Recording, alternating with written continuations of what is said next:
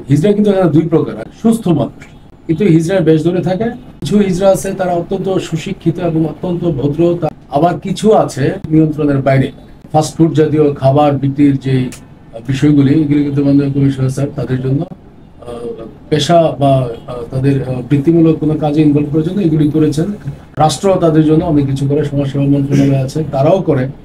কিন্তু হিজড়া কিন্তু এখানে দুই প্রকার। আমি বলবো যে কিছু হিজড়া আছে তারা অত্যন্ত সুশিক্ষিত এবং অত্যন্ত ভদ্র, তারা আমাদের একদম সুশীল সমাজের একটা অংশ। আবার কিছু আছে যেগুলি এই যারা আপনার একটা কমিউনিটি নিয়ে চলে, তাদের নিয়ন্ত্রণের বাইরে।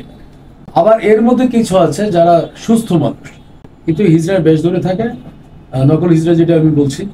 তো এইগুলিকে আপনার আইডেন্টিফাই করে আমরা কিন্তু আইনগত ব্যবস্থা নিচ্ছি এবং এটি আরো স্ট্রিক্টলি সামনের দিনগুলোতে আমরা নিচ্ছি। আমরা যে হিজড়া 4 জনকে ধরেছি এবং আরো যারা আছে তাদেরকেও আমরা অনেক অভিযানের উপরে আছে, তারাও ধরা পড়বে। আমরা সেই সুনির্দিষ্ট কতগুলি পাড়াতে আমরা মানে সোর্স লাগিয়ে কিন্তু কাজটি করেছি।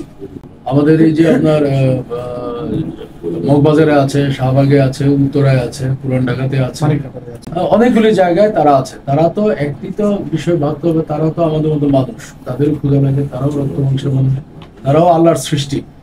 তো তাদেরকে আপনার মানে আমরা তো অস্বীকার করতে পারবো না। তারা বাংলাদেশ সরকার বা মাননীয় প্রধানমন্ত্রী ওনার একটা যুগান্তরী সিদ্ধান্তে তারা কিন্তু এখন ভোটার, আমাদের মতো তারা নাগরিক, তৃতীয় লিঙ্গ নাম দেওয়া হয়েছে।